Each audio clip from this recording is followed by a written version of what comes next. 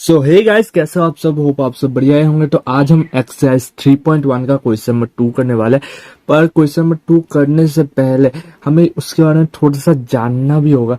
तो why to wait, let's get into the video.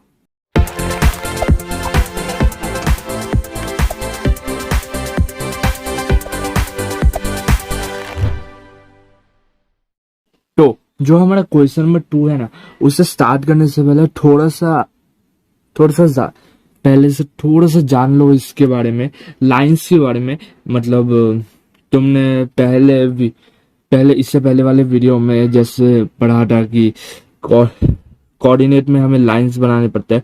Coordinate geometry नहीं, Cartesian plan पे हमें लाइंस बनाने पड़ते हैं जहाँ पे वो इंटरसेक्ट करते हैं। तो उस पॉइंट को हम सॉल्यूशन बोलते हैं, जहाँ पे एक्स और वाई सेम होते हैं। तो इन्हीं लाइंस के बारे में हम पढ़ेंगे। तो ऐसे कितने सारे लाइंस हो सकते हैं, तो उसी के बारे में हम पढ़ेंगे। तो पहला तो तुमने देख लिया, इंटरसेक्टिंग लाइंस होता है एक। दूसरा होता है तुम्हारा इनफाइनाइटली मेनी सॉल्यूशंस, या फिर कोइंसिडेंट लाइंस, जो कि ऐसे कुछ दिखाई देते हैं। और फिर आखिरी में होता है पैरेलल लाइंस तुम्हारे। वैसे फिर से बोल रहा हूँ, लाइंस सेगमेंट की बात नहीं कर रहा हूँ, लाइंस की बात कर रहा हूँ। तो देख लेना, ऐसे लाइंस होते हैं, तो तुम लोग इससे देख सकते हो।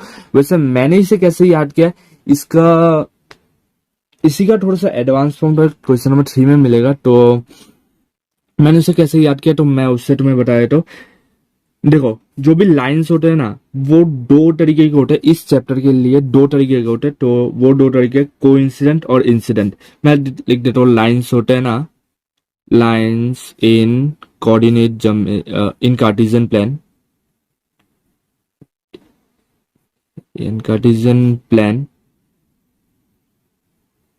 कार्टेशियन प्लान में जो लाइंस होते हैं वो दो तरीके के होते हैं।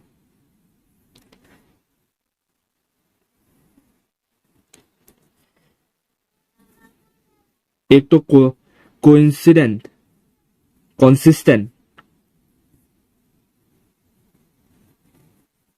और दूसरा होता है इनकॉन्सिस्टेंट।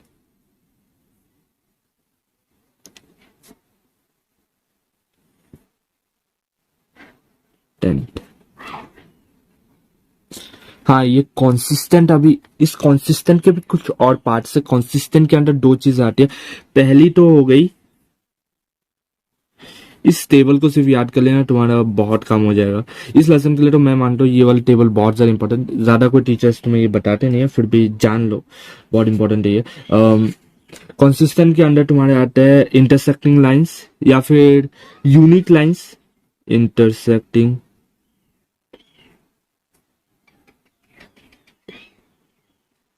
इंटरसेक्टिंग लाइंस, या फिर तुम इसे बोल सकते हो unique lines.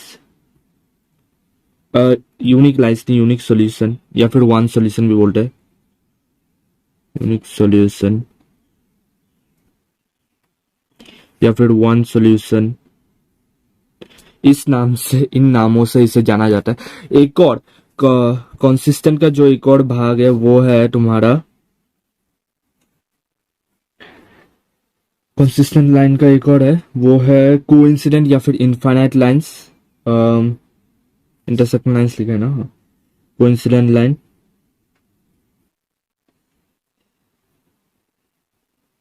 सीडेंट lines, LINES lines, या फिर इसे इनफाइनाइटली मेनी सॉल्यूशंस भी बोलता है।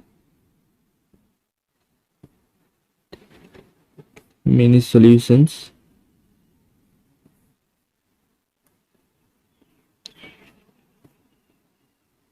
ओके। और ये कंसिस्टेंट लाइंस, इन लोग का एक ही भाग है, इन लोग का एक ही पार्ट है। कंसिस्टेंट लाइन बोलो या फिर पैरेलल लाइंस बोलो, दोनों सेम ही होते हैं। तो मैं इधर डायरेक्ट पैरेलल लाइंस लिख देता हूँ। अब इनके बारे में थोड़ा सा और जानकारी तुम्हें दे दूंगा स्टार्टिंग करने से पहले।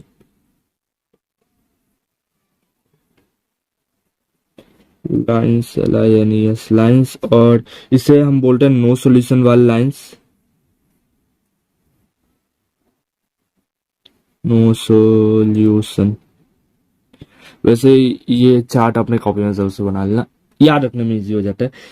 अपार्ट फ्रॉम ऑल दैट, इतना ये याद करके रख लेना, ओके, कि कॉन्सिस्टेंट लाइन के अंदर कौन से आते हैं इंटरसेक्टिंग, और मैं तो यही याद करता हूँ, कॉन्सिस्टेंट लाइन के अंदर कौन से आते हैं यूनिक सॉल्यूशन और इनफाइनेटली मेनी सॉल्यूशंस, और इनकॉन्सिस्टेंट के अंदर पैरेलल लाइंस। इतना ही याद कर लो। अभी इंटरसेक्टिंग लाइंस किसे बोलते हैं? इंटरसेक्ट, जो एक पॉइंट पे आके इंटरसेक्ट करता है, इन लाइंस को बोलते हैं हम intersecting lines. Whereas infinitely many solutions वाली लाइन किसे बोलते हैं? एक लाइन के ऊपर दूसरा लाइन, इस टाइप के लाइंस को हम बोलते हैं infinitely many solution lines. Whereas coincident lines, ये सॉरी कोइंसिडेंट, हाँ, इनकॉन्सिस्टेंट, यार से हर बार उल्टा उल्टा हो जाता है। इनकॉन्सिस्टेंट लाइंस, ये वो टाइप के लाइंस होते हैं जो कभी भी एक दूसरे से मीट नहीं करते। रेलवे की पटरी देखिए ना, एक दूसरे से कभी मीट करती है क्या? नहीं। उसी की तरह ये भी होता है, कभी मीट नहीं करते एक दूसरे से।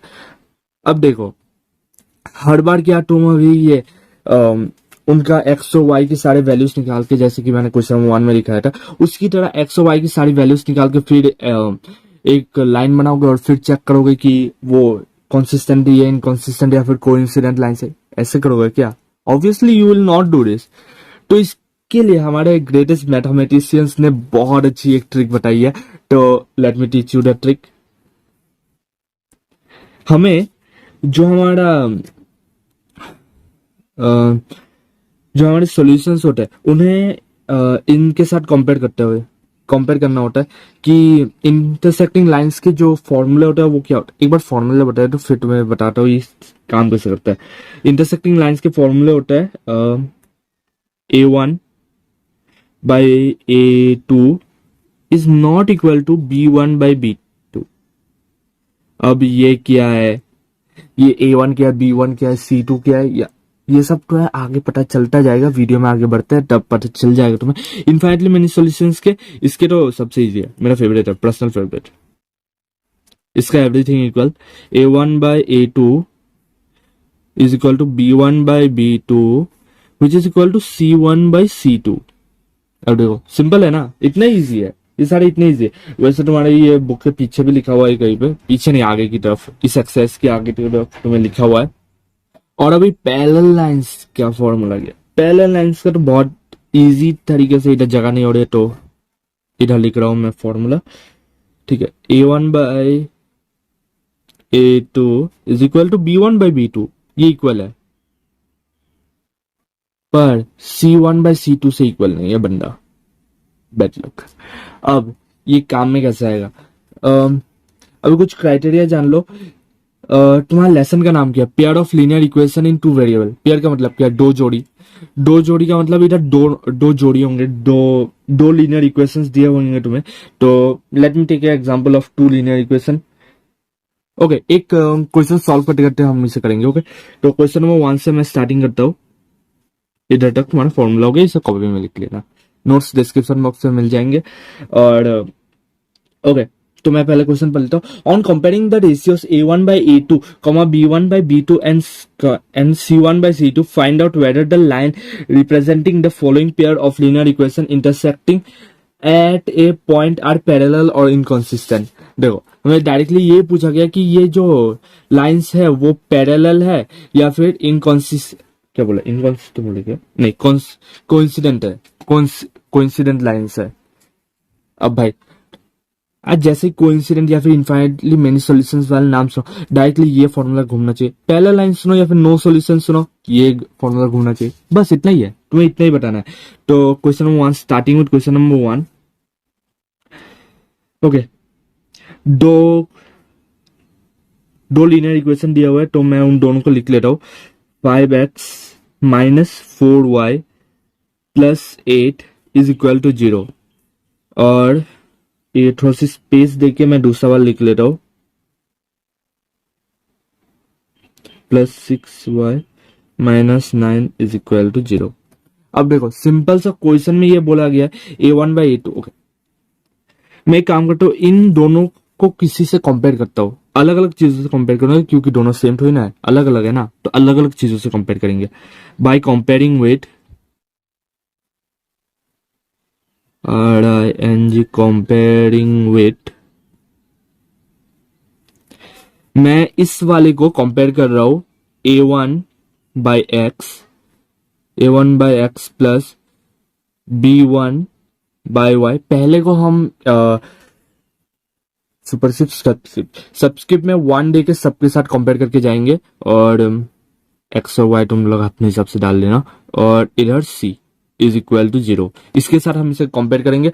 और हाँ, एक और चीज, कई बार ये 8 है या फिर -9 कुछ भी दिया हुआ है, ये जो सिंगल वाले बंडे रहते हैं वो 0 के इक्वल के एक तरफ होते हैं, तो सबको इक्वल के ऑपोजिट साइड में होते हैं, इस तरफ होते हैं, मतलब 0 जहां पे होता है उसकी तरफ होता है। तो एक काम करना, उन्हें अलग लेके आ जाना अपने फैमिली मेंबर्स के साथ। अकेले अकेले बंदे कितनी देर तक सरवाइव करेंगे, उन्हें अपने फैमिली के साथ भेज देना, पुण्य का काम करो थोड़ा। अपार्ट फ्रॉम ऑल दैट, इसके साथ हम इसे कंपेयर करेंगे। देखो, कंपेयर करने की मैंने पुरानी ट्रिक तुम्हें बताई हुई है कि जहां पे इन दोनों के वेरिएबल्स कंपेयर करो। एक्स है, इधर A1 है तो एक तरफ A1 लिख लो, और फिर इसके साथ क्या है, 5 है, इक्वल टू 5 लिख दो, बस इतना ही है कंपेयरिंग ट्रिक। यस यार, तुम लोग इतने बेवकूफ नहीं हो, पता है यार। इधर प्लस है पर इधर माइनस है, तो हम माइनस देंगे पहले, और इधर 4 है, दे दिया 4 एज इट इज। ऐसे सिंगल बंदा अकेला आ गया, C is equal to with C1 हो गए, C1 ये याद रखना ना। पहले वाले जो नंबर्स होंगे उनमें सबस्क्रिप्ट में हम सब में 1 1 देके जाएंगे, और जो दूसरे वाले बंदे होंगे उसमें हम 2 2 2 2 देके जाएंगे। ओके, 8। तो तुम्हें अभी तो पता चल गया होगा कि हम A1 और B या फिर A2 कैसे निकालते हैं, तो इसमें भी हम बाय कंपेयरिंग लिख देते हैं। अपार्ट फ्रॉम ऑल दैट, अगर तुम फ्यूचर में चाहो तो बाय ये वाला लाइन कभी अगर एग्जाम में टाइम ना हो, तो मैं एडवाइस दूंगा कि ये बाय कंपेयरिंग ये वाला मत लिखो, क्योंकि स्टार्टिंग में अभी स्कूल का टाइम है, तो अब लिख के जाओ, पर बाद में मत लिखना, नहीं तो थोड़ी सी ऐसा हो जाता है कि थोड़ी सी टाइम की शॉर्टेज होता है। अभी तो स्टार्टिंग है, इस वजह से तुम्हें सिखा रहा हूं मैं कि कैसे लिखना है बाय कंपेयरिंग वाले। एक प्रैक्टिस हो जाती है, अच्छी होती है, हार्ट स्पीड हो जाते हैं, तब लिखने के हिसाब से तुम्हारे हार्ट स्पीड हो जाते हैं। पर एग्जाम के टाइम में तुम्हारी मर्जी है, तुम अगर लिखना चाहो तो लिख सकते हो, वरना तुम्हारी स्कूल की एडवाइस मान लेना। तो मैंने जल्दी जल्दी से कंपेयर करके लिख लिया तुम लोग के लिए, ताकि तुम लोग का टाइम ना वेस्ट हो। और अभी हमें क्या करना है, सबसे इंपॉर्टेंट अभी क्या करना है, ये जो स्टेप्स अभी दिखाने वाला हूँ वो सब इंपॉर्टेंट है। तो अभी इन स्टेप्स को फॉलो जरूर करना, और इसे जरूर से एग्जाम में लिखना, इसे स्किप नहीं कर सकते। अगर टीचर भी बोले फिर भी मत करना, ऐसे कोई टीचर ऐसे नहीं बोलने वाला, ठीक है। अब हम क्या करेंगे, पहले A1 लेंगे और A2 लेंगे, मतलब सेम सेम नंबर वाले, सिर्फ सबस्क्रिप्ट डिफरेंट वाले, तो हम उससे लेंगे और इन दोनों के वैल्यूज को कंपेयर करेंगे। कुछ कट रहा है तो हम काट देंगे उसे, ठीक है। जैसे देखो ये 5 और 7 है, कुछ कट नहीं रहा है, तो हम इसे एज इट इज ले लेंगे, ठीक है। अभी हम क्या करेंगे, B1 by B2 लेंगे और इसे कंपेयर करेंगे, क्या है 4 -4 माइनस या कुछ हो गई, -4 और 6 एज इट इज। ये कट रहा है, देखो कट रहा है ये, तो देखेंगे तो कट रहा है, कुछ गड़बड़ हुई है शायद, ना I think it is correct.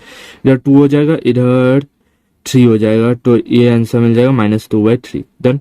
और अभी C1/C2 लेंगे,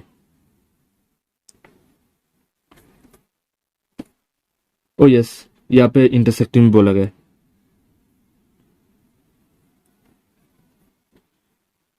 हाँ इधर -8/9। अब मैंने माइनस को ऊपर क्यों लिया, 9 के साथ ही माइनस था, पर जब भी हम फ्रैक्शन में कुछ चीज को लिखते हैं ना, तो उसका ये रूल बन जाता है कि जो माइनस या फिर साइंस जो भी है ना, वो ऊपर वाले के साथ पहुंच जाते हैं, वो उसके साथ होता है, ये अकेला बंदा नहीं रह सकता।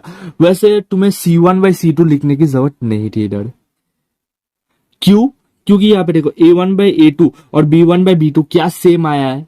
Obviously you can directly by looking only you can tell कि इधर माइनस है उधर माइनस नहीं है, तो डायरेक्टली तुम बोल सकते हो कि A1/A2 इक्वल नहीं है एक दूसरे के, A1/A2 और B1/B2 एक दूसरे के इक्वल नहीं है, तो तुम डायरेक्टली ये इंटरसेक्टिंग लाइंस बोल सकते हो, फिर इंटरसेक्टिंग लाइंस डायरेक्ट बोल सकते हो।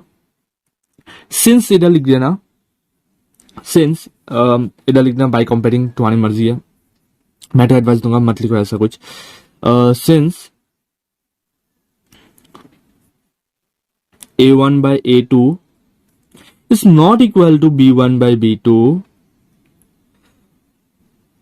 अब देखो कुछ लोग मुझे यहाँ पे पूछेंगे कि C1 by C2 की क्या प्रॉब्लम है इधर, तुम उसे क्यों नहीं लिखते, सब में तो C1 by C2 लिखा है, इसमें A1 by A2 और B1 by B2 direct compare हो रहा है, तो C1 की क्या जरूरत है, इनइक्वल प्रूव हो रहा है तो C1 की क्या जरूरत है।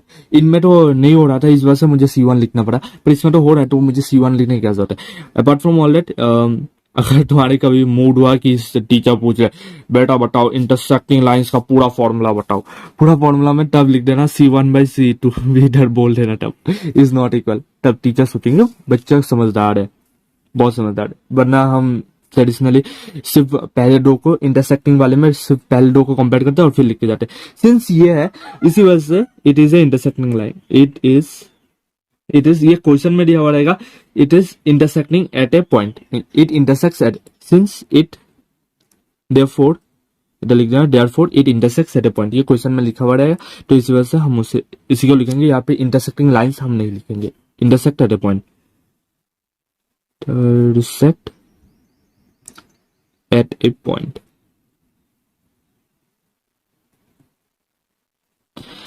अब सुनो, क्योंकि क्वेश्चन नंबर 2 और question number 3 almost the same ही है, तो इस वजह से मैं क्वेश्चन नंबर 2 के ज्यादा और क्वेश्चंस नहीं कर रहा हूं, क्योंकि ये ऑलरेडी वीडियो बहुत लंबी हो चुकी है, 15 मिनट से ज्यादा हो चुका है ऑलमोस्ट। तो मैं एक काम करूंगा, इसे जल्दी से इतना तक ही हम रैप अप करते हैं, बाकी सब तुम लोग होमवर्क कर लेना, क्योंकि क्वेश्चन नंबर 3 भी इससे सिमिलर है, तो मैं उसी को कर लूंगा तुम्हारे लिए, तो don't worry for that. So let's meet in another day.